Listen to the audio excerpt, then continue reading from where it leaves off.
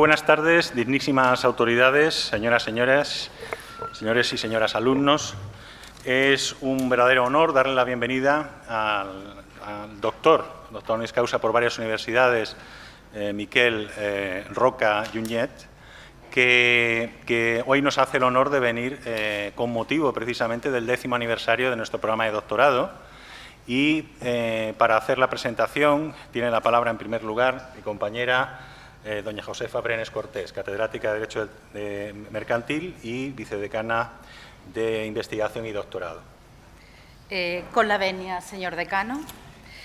Muy buenas tardes, autoridades, miembros de despachos de abogados, queridos compañeros y queridísimos alumnos. Hoy tenemos el enorme privilegio de contar para la impartición de la conferencia inaugural de nuestro programa de doctorado en su 10º aniversario, con un ponente de primerísimo nivel y de una extraordinaria relevancia profesional, política e institucional, don Miquel Roca Junyent, socio fundador y presidente de honor del despacho de abogados Roca Junyent y referente constitucional al tratarse de uno de los 7 ponentes a los cuales se les encomendó la redacción de nuestra Constitución, la Constitución española de 1978. Pocas personas como él tienen la legitimación para ilustrarnos sobre el tema de la democracia en España, la Constitución de 1978, título de la conferencia que dictará a continuación. Quiero que me permitan mostrarle mi más sincero agradecimiento en nombre de la comunidad universitaria a la que represento por haber aceptado la invitación que se le ha cursado desde la facultad, desde el decanato de la facultad, lo cual nos llena de un inmenso orgullo y satisfacción. Muchísimas gracias, don Miquel, muchísimas gracias, maestro. Me dirijo ahora especialmente a los jóvenes. Jóvenes de grado, jóvenes de doctorado, de máster, porque quiero que conozcan cuál es la relevancia del ponente que hoy nos acompaña. Nuestro invitado presenta una destacada carrera en el ámbito jurídico y una contribución fundamental al desarrollo de la España constitucional que hoy conocemos, una España democrática. Su trayectoria vital ha estado siempre marcada por un constante compromiso con los valores constitucionales, el Estado de Derecho y el progreso social, una inagotable vocación de servicio público y una visión arraigada en el diálogo y en el consenso. Para terminar esta breve presentación, quiero que don Miquel me permita hacer uso de sus propias palabras, por la especial significación que revisten en el actual contexto social y político actual.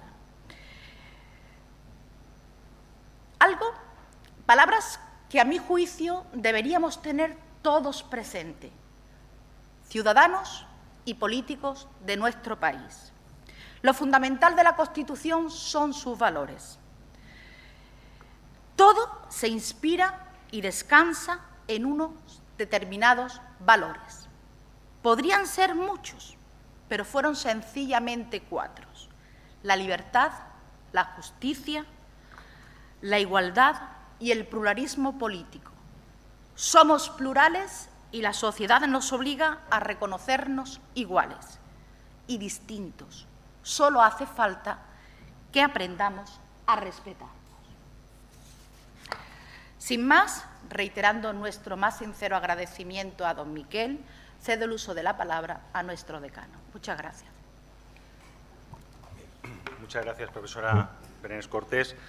Bueno, hay una mayoría significativa hoy entre el público de alumnos, le comentaba antes a don Miquel mientras veníamos desde su hotel hasta aquí, alumnos de distintos grados, de nuestros 7 grados aquí en la Facultad de Derecho, y también de Criminología, hay alumnos de doctorado y alumnos de máster, Y precisamente por eso, por su juventud, aunque desde luego la figura de don Miquel Roca es una figura ya mítica, ¿verdad?, para muchos de ellos, tal vez una pequeña semblanza, añadida a la excelente presentación que ha hecho ya la profesora Brenes Cortés, que sirva un poco de aproximación a nuestros jóvenes a esta figura, que es uno de los 7 padres, como se ha dicho bien, uno de los 7 ponentes que estuvieron en la ponencia de la Constitución de 1978. Junto a don Miquel Roca, como ustedes saben, estuvieron don Gabriel Cisneros, Miguel Herrero y Rodríguez de Miñón, José Pedro Pérez Llorca, Gregorio Peces Barba, Jordi Soletura, Manuel Fraga y el propio don Miguel Roca. Evocando esa etapa de la transición, en uno de sus últimos libros, don Gregorio Peces Barba, a la sazón también un segundo maestro para mí, el libro que se titulaba La democracia en España, haciendo un guiño a la democracia en América de Tocqueville, se refería a esa etapa, a ese periodo, del siguiente modo. Él decía: el espíritu inicial con el que todos los miembros de la ponencia afrontamos nuestro trabajo fue el del consenso, que tuvo en aquellos momentos mala prensa y que hay que reivindicar como muy importante y origen del éxito y de la aceptación de la Constitución de 1978. Para muchos de los que hoy estamos aquí, esa etapa es la etapa de infancia, es una etapa de infancia, no pasábamos ni de 10 años, pero sí que es una etapa muy asociada, aparte de la infancia y lo que después va a ser la juventud, ¿no?, y el inicio un poco de la participación en la vida política de todos los ciudadanos. Había 2 conceptos muy claros en esa etapa que nosotros aprendimos de nuestros padres, de nuestros mayores, y por supuesto también en el ejemplo que hoy representa don Miquel Roca, que era el consenso y la concordia. El consenso y la concordia que está muy presente en los padres de la Constitución, que reciben ese mandato del pueblo, y que en una entrevista con Juan Luis Cebrián, reciente, de hace unos meses, el propio Roca decía que él sentía que aquello, es decir, que la sociedad sentía que aquello tenía que salir bien, ¿no? Y con esa confianza, con ese respaldo, ellos estuvieron trabajando, cada uno desde diferentes puntos de vista, respetándose. Ese respeto entre ellos fue fundamental para la buena marcha de ese trabajo. Y, finalmente, como saben ustedes, en el referéndum del 6 de diciembre de 1978, la Constitución fue aprobada por un 87,78% de los votantes.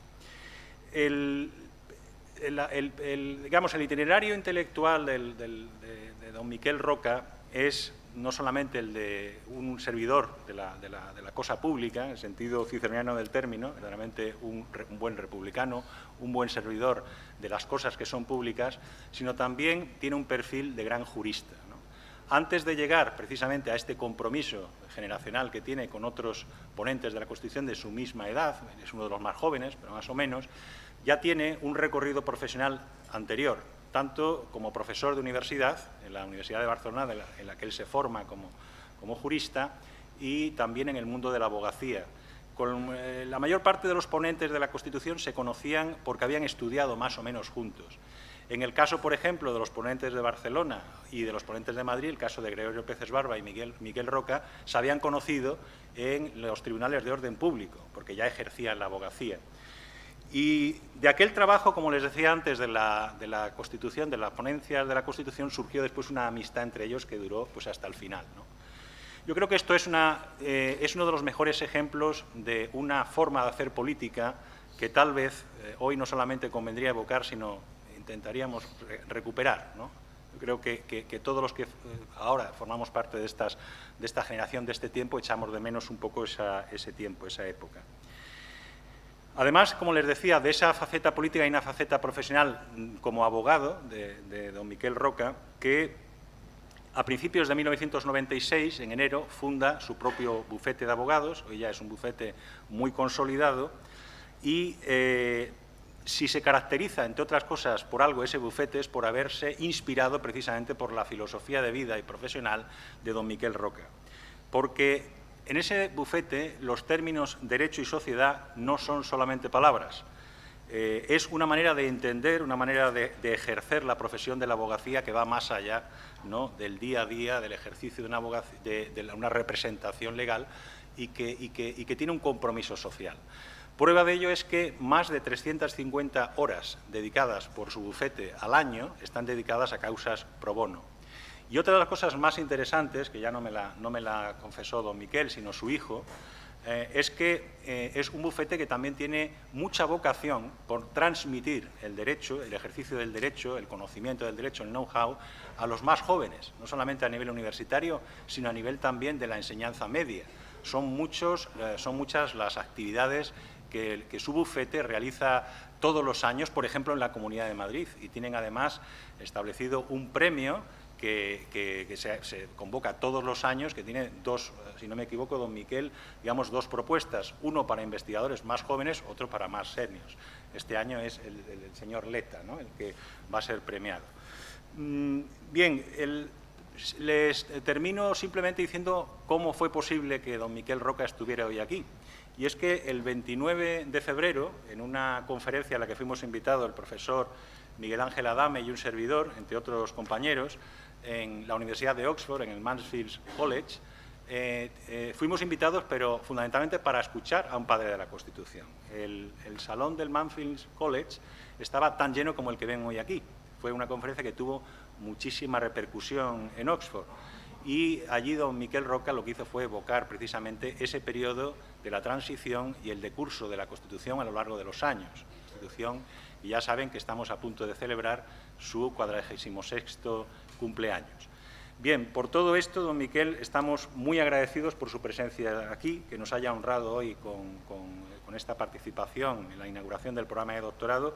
Para nosotros es una fecha, desde luego, señalada, es un momento histórico. Solamente había pasado un padre de la Constitución aquí, que era su amigo don Gregorio Peces Barba, y hoy tenemos la suerte de recibirle a usted y de escucharle. Termino con una frase suya, una frase que le comentaba precisamente a Juan Luis Cebrián en esa entrevista que pueden ver en YouTube. Hay una frase muy bonita de don Miquel que en esto tiene mucha similitud a Mirabeau el político, y es su creencia firme, su deseo de que la política sea una política de entendimiento. Mirabeau decía que él entendía la actividad política como el tender puentes, como el entendimiento entre contrarios. Y en el caso de don Miquel Roca dice que no solo hay que respetar la diferencia, sino que además hay que hacerla posible. Esa filosofía, esa idea, la tuvo muy presente precisamente junto a sus compañeros ponentes de la Constitución. Muchas gracias, don Miquel, y tiene usted la palabra.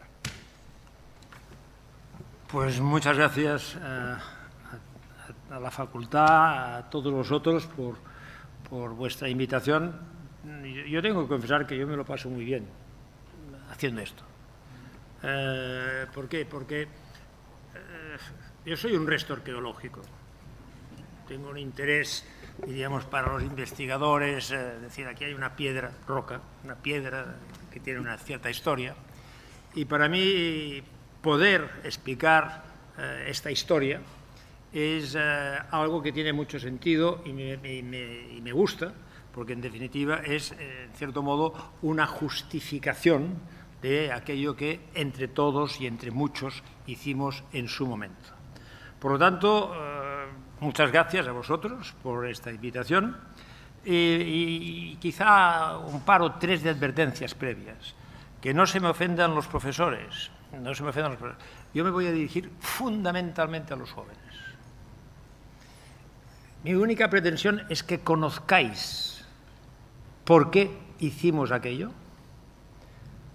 con qué finalidad lo hicimos y que, aunque no os lo creáis, lo hicimos pensando en vosotros. Para que la podáis criticar, la Constitución, para que sintáis un deseo desordenado incluso para su reforma. No sabéis qué ilusión me hace que vosotros podáis criticar la Constitución que yo nunca pude criticar porque no era la mía. Esta Constitución que queréis criticar, o podéis reformar, es la vuestra. es la Constitución de la libertad, es la Constitución de la convivencia. Y, por lo tanto, encantado incluso de la discrepancia, incluso desde la discrepancia. Entenderéis que yo, por eso que os he dicho, del carácter arqueológico e incluso por mi propia edad, yo, si estoy aquí, es para defender lo que hicimos. O sea, venir aquí a decir, no, lo hicimos muy mal, pero para eso me quedo en casa. Yo vengo a decir que lo hicimos muy bien. Vengo a decir, y claro, vosotros podéis decir, ¿este tío de qué va? Pues va de que se lo cree, que creo que lo hicimos muy bien, creo que lo hicimos muy bien. Y vengo a defender que lo hicimos muy bien, tiene sentido. Y una última advertencia, una última referencia. Evidentemente, cuando tú hablas del pasado,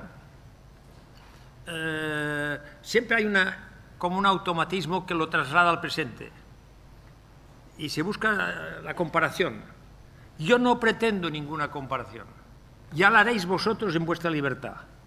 Lo que vengo a decir es qué hicimos y por qué lo hicimos, y a partir de aquí es vuestra libertad la que decidirá cómo habrá que interpretar todo esto. Vale, ya está, empecemos. La Constitución esta de 1978 tiene unos antecedentes que vienen de muy lejos. Muy a menudo se dice que es la respuesta al régimen franquista anterior. Es verdad, pero nuestros antecedentes nos obligaban a ir un poco más lejos. En España esto de convivir no se ha llevado bien. Históricamente lo hemos hecho bastante difícil. Nos ha caracterizado a lo largo de la historia mucha confrontación civil entre nosotros mismos, mucho alzamiento, mucha coronelada, siempre aquello que se decía ruido de sables, se hablaba los ruidos de sables, de los cuarteles, siempre había esto. A esto es lo que veníamos a dar respuesta. No a un periodo concreto, sino a un periodo muy extenso, muy amplio, que tenía raíces muy profundas de intransigencia, de persecución, de inquisición, de no reconocimiento de la diversidad, de no reconocimiento de la diferencia, de la persecución intransigente de aquello que no encajaba con los moldes que mayorías más o menos coyunturales iban fabricando. A esto se daba respuesta. Por tanto, no estábamos dando una simple respuesta a un periodo muy próximo. Estábamos dando respuesta, o pretendíamos dar respuesta, a toda una historia que no encajaba en lo que podíamos decir los parámetros que conformaban nuestro entorno de sociedad europea y occidental. Fijaos que en alguna ocasión yo me he atrevido a decir que durante España siempre se ha caracterizado o ha recordado con cariño y con razón, de que nunca hemos participado ni en la Primera ni en la Segunda Guerra Mundial. Y es verdad. Y es porque estábamos tan ocupados en matarnos entre nosotros mismos que no teníamos tiempo de matarnos con los de fuera. Esto era nuestra razón. Por tanto, a esto dábamos respuesta. A esto dábamos respuesta.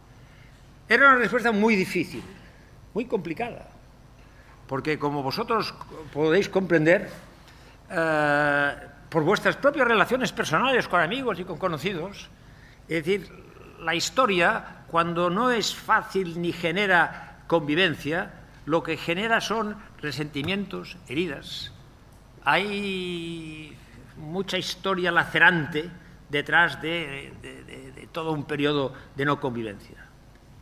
Y superar las heridas es difícil. Superar los resentimientos es muy difícil. No es fácil, es aquello que, lógicamente, no sé si aquí hay algún catedrático de psicología y dirá, no, capítulo 3 del libro tal, ¿de acuerdo? Pero no es verdad, que no se me enfade la catedrática. No es verdad, ¿por qué? ¿Qué quiero decir? Porque esto es muy difícil, esto es muy difícil. Es decir, cuando hay una confrontación civil, esto queda muy bonito, confrontación civil, es entre hermanos, es entre vecinos, es entre amigos, entre familias. Es la confrontación civil. Y a esto teníamos que cicatrizar.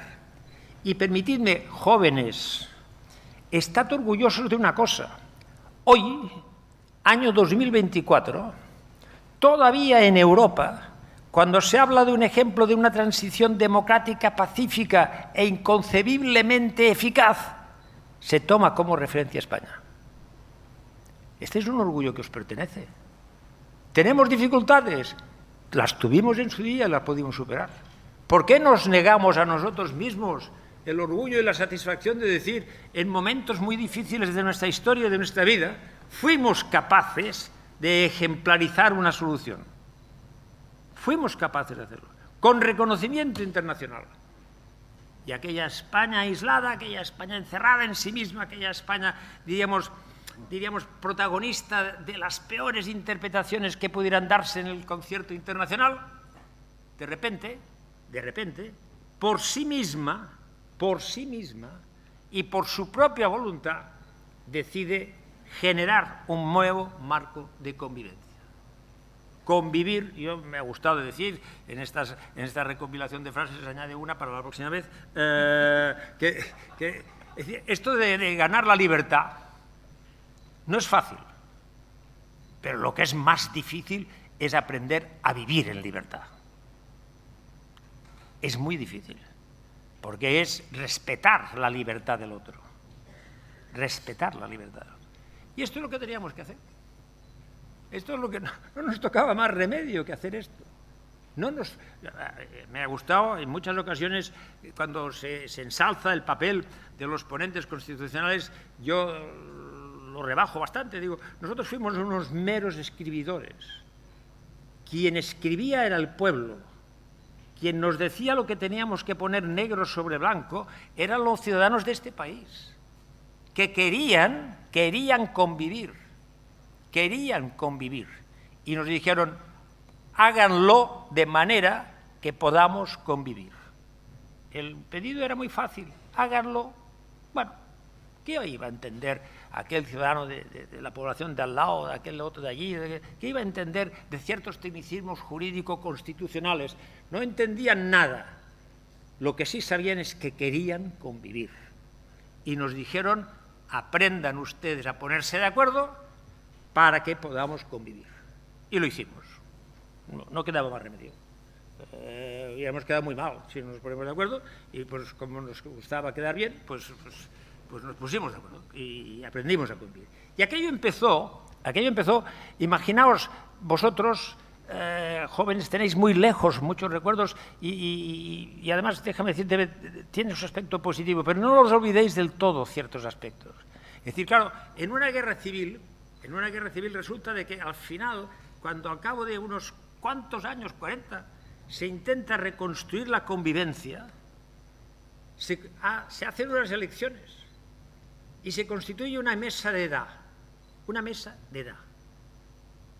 Y bajan, para constituir esta mesa de edad, desde los escaños más altos del Congreso de los Diputados, baja un personaje que es la Dolores Ibárruri, la pasionaria, que había liderado un bando, asistida de Rafael Alberti, un andaluz de pro, pero identificado poéticamente con lo que representaba la resistencia a todo el franquismo. Y les espera al pie de la mesa que se debe constituirse un hombre conspicuamente, diríamos, comprometido con lo que había sido el régimen anterior, y les espera para acompañarles a la mesa y constituir una mesa de edad dándose la mano. Diréis, pero esto, ahora este Roca nos viene aquí, ¿quiere hacernos llorar? No, de verdad, no lo pretendo, sé que además no lo conseguiría, pero es importante. Yo recuerdo como una de las grandes emociones de mi vida esta imagen. Aquellos que 40 años antes hubieran dado lo mejor de sus palabras para matar al enemigo, estaban dándose la mano para construir un futuro para todos.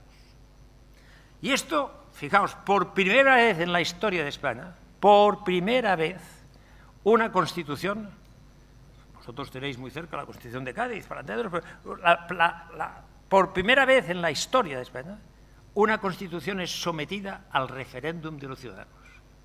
Cuando decimos que esta es la Constitución de todos, lo podemos decir, porque el 90% de los ciudadanos españoles llamados a votar dijeron que sí a aquella Constitución. Esto... Es decir, a veces cuando alguien te plantea hoy, en la actualidad, si hemos de cambiar la Constitución por otra tal, digo, ¿y cuántos la votarán? Porque, claro, si hemos de cambiar una del 90% por otra del 50,001, el entusiasmo es descriptible. Hicimos aquello. Perdonadme que los profesores me perdonarán. Esto de la Constitución tiene mucho de... es un nombre mágico y es el reglamento de una comunidad de vecinos. Como quién tiene derecho a usar el ascensor, qué permisos son necesarios para cambiar la estructura de la fachada, porque claro, hay uno que la quiere cambiar, a qué hora se pueden tirar las basuras y tal, a recogerlas. Es un régimen un reglamento de una comunidad de vecinos. ¿Cómo nos ponemos de acuerdo para convivir en un mismo edificio? Este edificio que se llama España en su conjunto, ¿cómo nos ponemos de acuerdo para resolver esto? Esto es lo que pretendíamos hacer. Fijaos, no es difícil, no es difícil pensarlo, es difícil articularlo. Esto es evidente, es difícil articularlo. Pero fue mucho más fácil, a veces recordaréis los que estabais en Oxford, claro, el embajador de España. Yo decía, no, si aquello fue fácil, y decía, hombre, que no fue tan fácil, claro, el embajador de España tenía que decir que no fue fácil, y es verdad, tan fácil no lo fue, pero había una enorme voluntad de que aquello funcionara. Si me permitís, yo estoy en una etapa, diríamos, en la que, por razón de edad, tengo una reflexión abierta sobre el concepto del derecho, de la institución del derecho. Y el derecho es fundamentalmente la voluntad de cumplirlo. Si no, puede tener mucho de ficción. El derecho es fundamentalmente la voluntad de cumplirlo. Y esta voluntad de cumplirla, la Constitución la deja a quienes son los protagonistas. Sois vosotros. La Constitución no tiene ninguna culpa de ninguno de los problemas que hoy están planteados en España. En todo caso, es la voluntad con que se quiere aplicar. Este es el problema. Pero no es la Constitución. ¿Qué tenía que resolver la Constitución? Bueno, pues varias cosas. Muchas. Pero voy a disponer de un tiempo limitado para explicaros los capítulos más importantes, ¿no? Un primer capítulo, para entendernos fundamental, era reconocernos y otorgarnos a nosotros mismos derechos y libertades. Y diréis, bueno, y esto es muy fácil, todo el mundo sabe lo que son los derechos y las libertades. Y tal. No era fácil. Porque, claro, otros países, Francia, por ejemplo, podía decir, siguiendo la trayectoria abierta por la Revolución Francesa, todos podían decir cosas así y se quedaban tan panchos. Nosotros teníamos que enumerar y hacer un capítulo, un título de derechos y libertades en el que definiéramos el alcance de los derechos. Hubiera un casuismo, entre otras razones porque no confiábamos en absoluto con que tuviera que interpretar esto, lo hiciera en la línea que nosotros queríamos.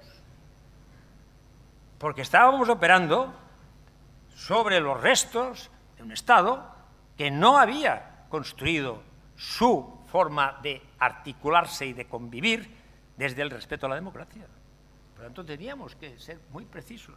Y tuvimos una regulación de derechos y libertades que hoy, para entendernos, es una referencia de verdad internacional.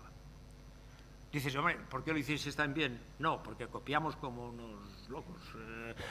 Como éramos la última Constitución, la más moderna, pues cogimos los ejemplos más modernos, más actuales, las declaraciones más actuales. Fijaos, es la única Constitución que no únicamente, yo siempre voy armado, aquí tenéis una Constitución que en su artículo 9 no impone a los poderes públicos el derecho de respetar los derechos, sino de remover los obstáculos que impidan su libre ejercicio. Dice, no, usted no se me conforme con decir, yo ya respeto los derechos. No, si hay algún obstáculo que impide este ejercicio de los derechos, su obligación es removerlo, evitar este obstáculo, superarlo. Esto es una versión moderna, es una versión que hoy en muchos planteamientos que se hacen desde un punto de vista incluso simplemente doctrinal, siempre tiene un aspecto fundamental. El derecho requiere no únicamente respetarlo, sino que además se promuevan las condiciones que hará posible que su ejercicio sea eficaz. Esto es nuestra Constitución, esto lo dice nuestra Constitución. Y al final, como vosotros decíais, con toda razón, al final todo esto se reduce a un planteamiento muy básico, que es decir, mire usted, hay unos valores que son fundamentales, hay unos valores, y no hagamos un catálogo de 26.433 valores, porque no es verdad. Al final hay 4 valores fundamentales que inspiran esta Constitución, los proclama nuestra Constitución. Y esta Constitución son, es decir, la libertad, la justicia, la igualdad y el pluralismo político. Todos podemos entender lo que quiere decir libertad, lo podemos entender. Otra cosa es que luego se respete o no, pero podemos entender la libertad, la justicia, la igualdad. Pero hay un aspecto que es el pluralismo político. Esta es una novedad de nuestra Constitución, comparada con otros textos constitucionales. ¿Y por qué razón? Necesitábamos hacer comprender a nuestra sociedad en aquellos años muy tiernos desde el punto de vista de la concepción democrática del poder, necesitábamos que entendieran que el pluralismo político, que se traduce en la expresión plural de opiniones, de planteamientos, de sugerencias, de objetivos, esto es un valor a respetar. Esto nos enriquece. Seguramente podemos decir, incluso pensando en cosas de la actualidad, decir, el pluralismo lo complica. El pluralismo lo complica. Eliminar el pluralismo lo complica un poco más. El pluralismo, evidentemente, ¿a qué nos traduce? ¿A qué nos conduce el pluralismo? Nos conduce a entendernos, a pactar, a acordar. No hay democracia sin pacto. No hay libertad sin pacto. No hay igualdad sin pacto. El pacto es esencial. No podemos pensar en la comunidad de vecinos, el pacto es esencial. Oye, no será a las 9:30 que cerraremos la puerta, será a las 9. ¿Te parece bien? Hombre, yo quería que fuera a las 8, pues no, será a las 9, tal. El pacto es esencial. Aprender a convivir en libertad es aceptar el pacto, es aceptar el acuerdo, es aceptar la transacción. Claro, esto lo puede decir un abogado que está muy enamorado de su vocación y diréis, bueno, esto interesa a los abogados, interesa a los ciudadanos. El pacto es la garantía del progreso. No hay libertad que pueda construirse al margen del pacto. No hay libertad que pueda construirse al margen del pacto. Esto es lo que decíamos en la Constitución. ¿Está mal dicho? Pues yo creo que no. Entonces hay voces que hoy pueden levantarse con razón diciendo, ¿se podría precisar más? ¿Alguien cree que por precisar un poco más las exigencias del cambio climático seremos más respetuosos con el cambio climático? O sea, es decir, no quiero... Hay dramas que nos tenemos muy cercanos, son culpa de que la Constitución no enfatice, no sé qué... No. Hasta aquí, no. No es verdad. Hay algunas situaciones, por ejemplo, hemos cambiado con mucha facilidad todo el tema de sustituir el concepto de disminuidos por discapacitados. ¿Eran maltratados los discapacitados antes de este cambio por culpa de que la Constitución se base de disminuidos y no discapacitados? Por favor. Esto es humillante. Es humillante para los que tienen que recibir este trato de favor. No, esto es absolutamente humillante. Por lo tanto, la Constitución cumplió con su función de elaborar una carta de derechos, una carta de libertades, que en este momento, para entendernos, no tiene ningún elemento de comparación internacional que lo desvalorice. En todo caso, lo valora, pero no lo minusvalora. En todo caso, se aprecia como positivo, pero no lo minusvalora. Cumplimos. Aquel aspecto se cumple. Teníamos una segunda gran cuestión. Perdonad, me iba a pasar ya rápidamente a la segunda y ya voy. Y como era la forma de Estado, imaginaos, pensaba, encuentra la excusa para no decir nada de esto. No, pero fijaos, yo recuerdo que al terminar cada sesión de la ponencia nos poníamos de acuerdo para que hubiera uno que en nombre de la ponencia hablara de lo que se había acordado el día que nos habíamos reunido. Y a mí me tocó un día en el que yo tuve que hablar de que habíamos reconocido, imaginaos la petulancia en un proyecto, que habíamos reconocido el derecho a la libre sindicación y a la libre creación de partidos políticos y de sindicación. Aquello era emocionante. Aquello era emocionante. Nosotros teníamos en aquellas fechas todavía mucha gente que tenía, para entendernos, todavía en su piel, diríamos, el tacto, el gusto y el regusto de las cárceles en las que había estado por defender la libertad sindical. Y estábamos viendo que se podían hacer sindicatos. Y estábamos diciendo esto con toda emoción, pero yo recordando, firmamos una vez los pactos de la Moncloa, que simultáneamente a la Constitución, y que fueron muy importantes, porque en definitiva los pactos de la Moncloa era que el mundo económico y político, el mundo económico, social y el mundo político se ponían de acuerdo en sentar las bases de lo que había de ser el desarrollo de nuestra economía en los próximos años en un marco de transición democrática.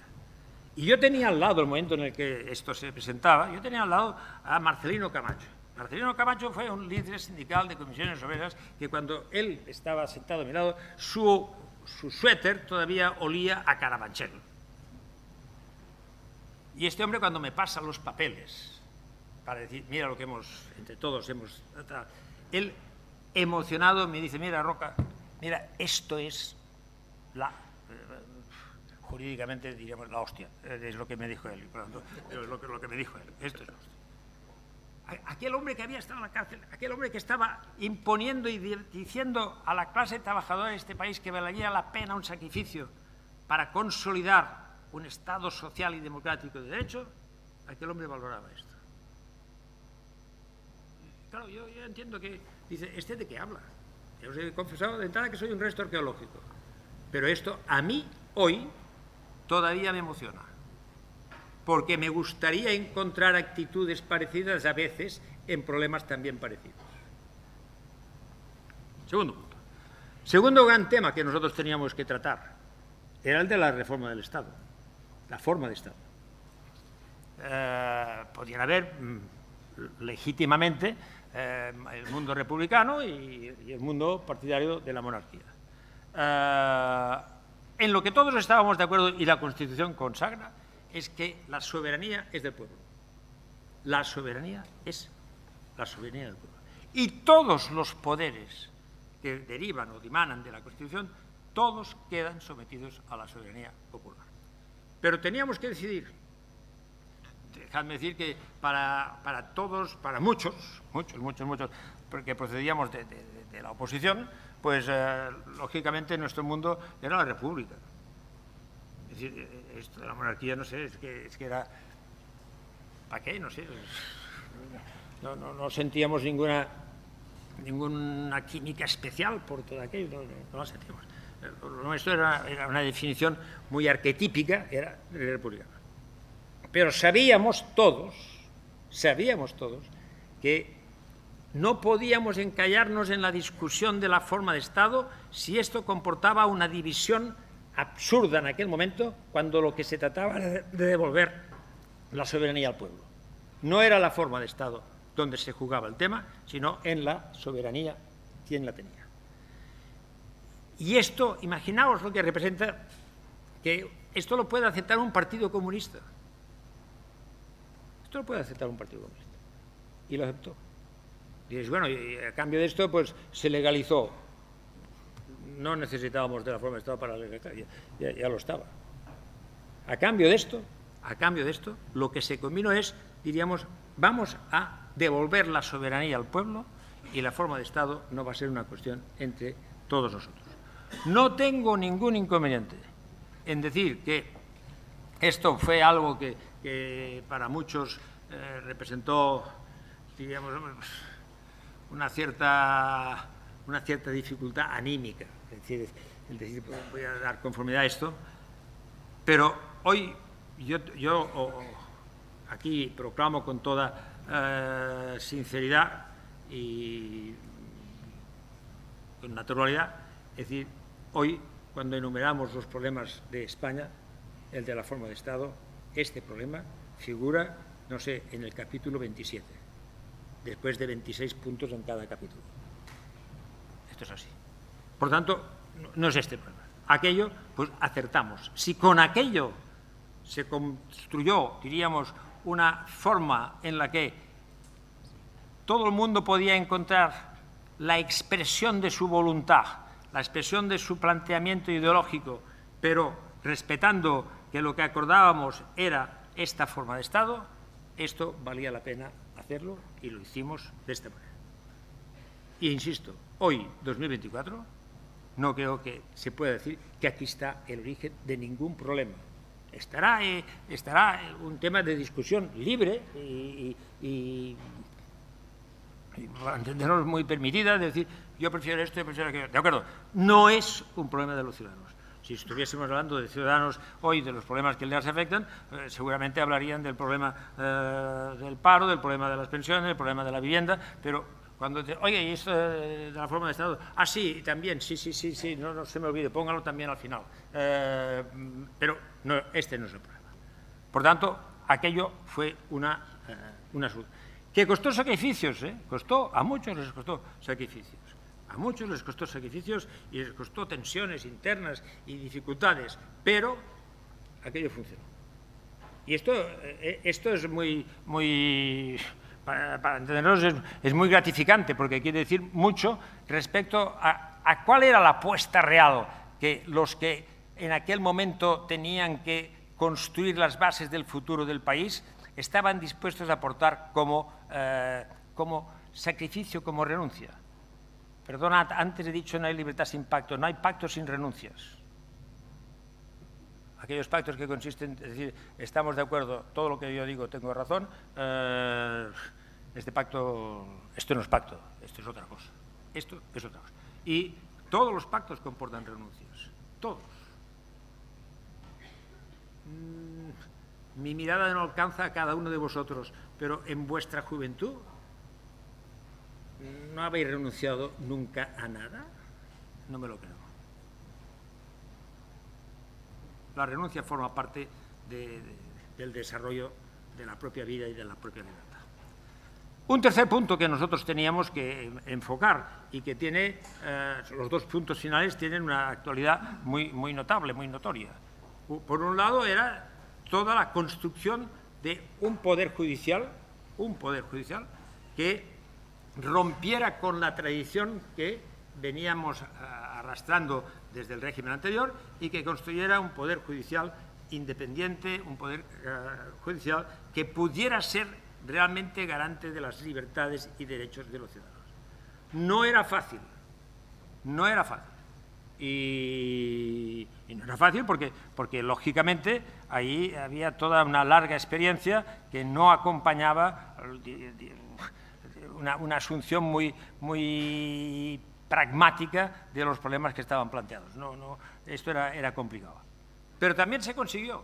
Y se dice, oiga, hoy se habla mucho de todo el tema del Poder Judicial.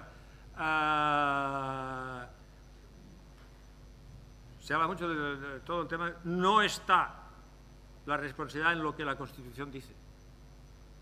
No está en la Constitución. Está en todo caso en cómo se aplique, en cómo se desarrolle, en cómo se respete. Pero no hay ningún precepto de la Constitución, ninguna matiz constitucional que comporte, diríamos,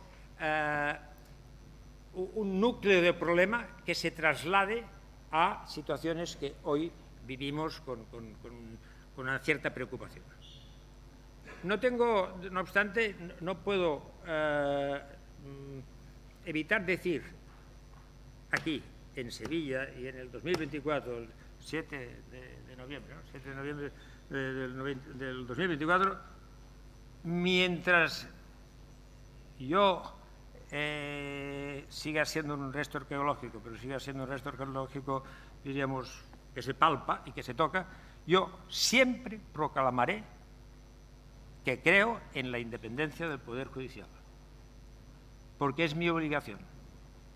Puedo tener, y todos tenemos, este punto al que haya, pero el valor de las instituciones os pido, por favor, que lo aprendáis a respetar. La democracia tiene mucho de valor institucional, tiene mucho de aceptación de sus símbolos, de sus principios fundamentales. Y aquellos que de una manera u otra hemos compartido la construcción de todo este sistema, de una manera u otra la hemos compartido, estamos obligados a defender las bases de todo ello, porque de lo contrario lo que trasladamos es una función no ejemplarizante y una crítica, diríamos, frívola, que perjudica a la credibilidad del sistema. Aquello salió bien. El Poder Judicial ha cambiado, a veces vemos cosas que nos inquietan, nos gustan, nos tal, es igual, pero lo que sí es cierto es que... Pero sí que debo decir una cosa. Se habla mucho de la politización de la justicia, se dice, ¿no? Se dice. ¿No será que tenemos demasiada judicialización de la política? Porque claro, cuando judicializas la política, las consecuencias de la resolución judicial van a ser consecuencias de trascendencia política. Pero alguien es el motor. De momento que lo discutan y un curso de doctorado lo dedicáis a esto. Pero que no busquen en la Constitución la resolución, porque no la tienen. Un cuarto elemento, muy importante. Todo el tema de la descentralización del poder territorial del Estado. Era complicado, porque lógicamente esta descentralización venía muy incorporada a las reivindicaciones que se venían dando, podríamos decir, desde hacía muchos años en diversos puntos de toda España. Yo siempre digo que el primer meeting al que asistí, diríamos clarísimamente nacionalista, fue en Salamanca, del Partido Nacionalista Castellano-Leonés. Y me sorprendió porque estando yo en Salamanca, muy tímidamente, diríamos, diciendo, a ver qué dicen, decían Castilla y León por su liberación. Claro, me sorprendió. Pero ahí había un problema.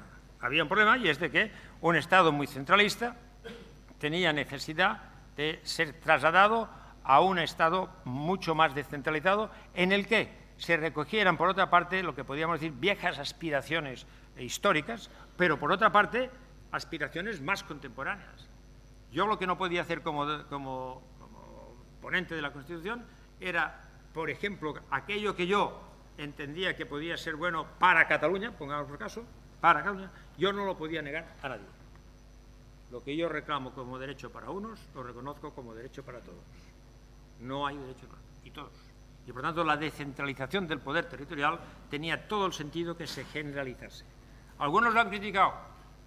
Yo no podía negar a nadie el derecho a que pudieran tener aquella descentralización. No creo que hoy, por ejemplo, aquí en Andalucía, haya muchas críticas sobre la descentralización. Habrá muchas críticas, y pueden ser fundamentadas, no entro en ello, sobre la interpretación que algunos den a esto. Pero imaginaos qué sería esto sin la Constitución. Hoy la Constitución en este tema es mucho más garantía que problema. Mucho más garantía que problema. Esto es evidente, mucho más garantía. Todos cuantos invocan determinadas pretensiones lo hacen al margen de la Constitución. Al margen de la Constitución. Y los que apelan a veces a lo que diríamos a una reconducción sensata de los problemas, lo que invocan es precisamente la Constitución.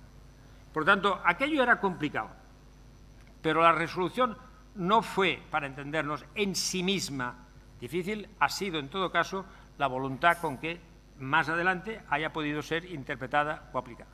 Pero yo siempre os quiero recordar una cosa para que lo tengamos presente. Nuestro modelo fue fundamentalmente en este campo de la descentralización del poder territorial del Estado, fue fundamentalmente el modelo alemán. Y un día los alemanes, un grupo de alemanes me decían, políticos alemanes, me decían, bueno, usted es nuestro modelo y tal. Había como un cierto paternalismo incómodo.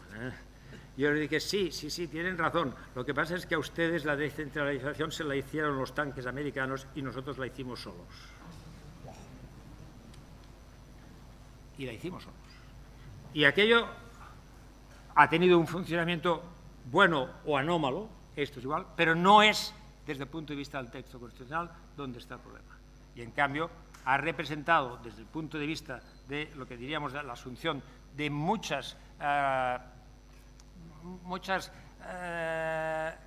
competencias que generan capacidad e iniciativa en la vida de muchas comunidades autónomas, esto ha abierto un campo importante.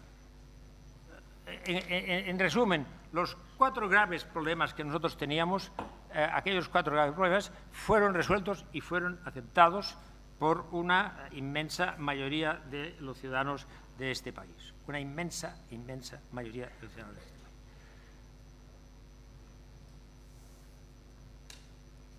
país. He dicho al principio, y quiero con ello ir conduciendo el final de esta intervención, he dicho al principio de que es obvio, es legítimo, que se quiera reformar un punto u otro o lo que fuere.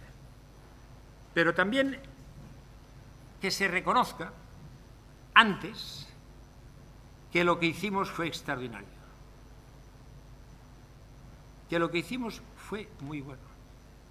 Y para vosotros, muchos de los jóvenes, diríamos que habéis tenido la inmensa suerte de encontrar el hábitat de la libertad en vuestro desarrollo individual con absoluta proximidad, tenéis que entender, os pido que lo entendáis, que esto es un patrimonio que nos debe enorgullecer a todos, a mayores y a jóvenes, y un patrimonio que no os debéis dejar arrebatar. La libertad tiene nombre de juventud.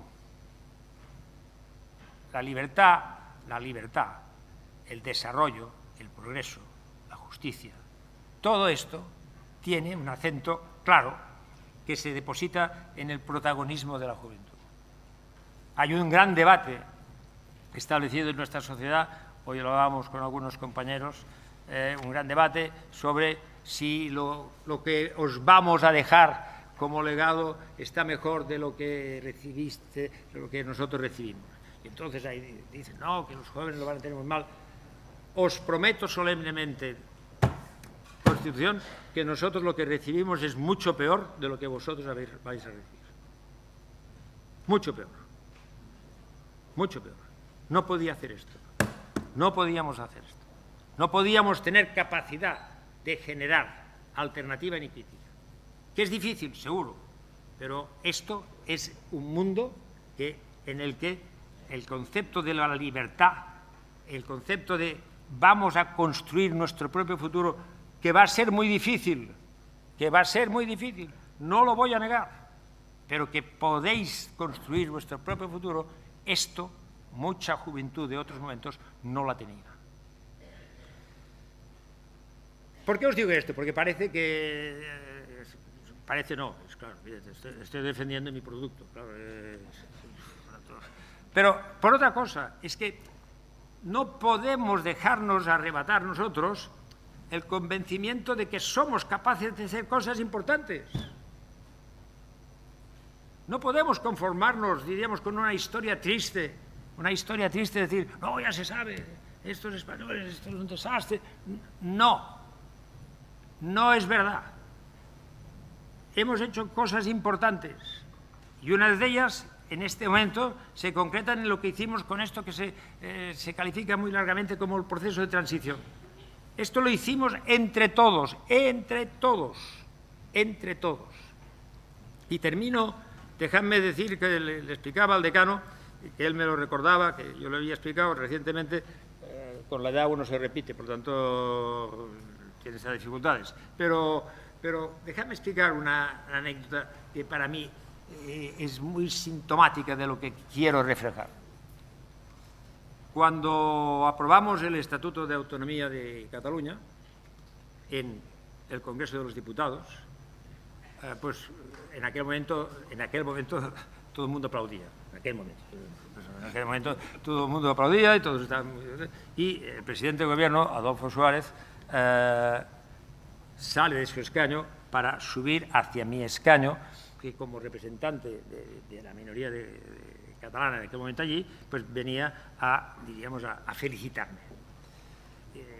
Estás preparando lo que quieres decir, que es un abrazo muy sentido, muy cordial, y mientras estamos aquí anímicamente, psicológicamente preparados para esta circunstancia, yo noto que alguien me llama la atención desde la espalda y miro, y es Blas Piñar. Blas Piñar, vosotros no lo conocéis, los jóvenes, pero Blas Piñar era un líder de Fuerza Nueva, era un partido de una ortodoxia fascista,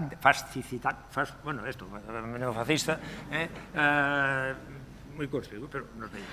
Entonces, aquel hombre que acababa de hacer, por otra parte, 10 minutos, 15 minutos antes, una intervención apocalíptica sobre lo que representaba todo aquello, aquel hombre viene y te dice: vengo a felicitarte porque yo sé lo que esto representa para ti. Esto es un ejemplo de libertad y de democracia. Es emocionante. El adversario, aquel que yo tipificaría como el principal adversario de lo que yo representaba en aquel momento, viene a felicitarme. Me dio una lección. Esto lo hemos hecho entre nosotros. Este país puede hacer esto. Y tiene la Constitución como punto de apoyo para poderlo hacer. No renunciéis a este orgullo, porque este nos pertenece a todos. Nada más y muchas gracias.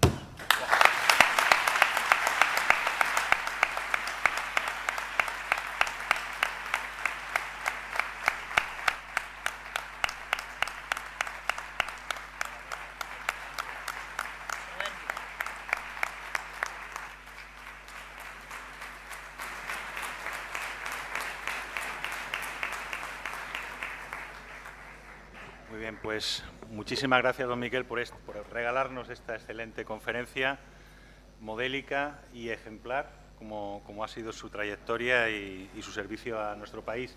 Muchas gracias por su contribución a la democracia, a la instauración de la libertad y a dar también a la juventud que hoy está aquí presente, pues este ejemplo y también esta visión optimista de futuro. Muchas gracias y levantamos la sesión.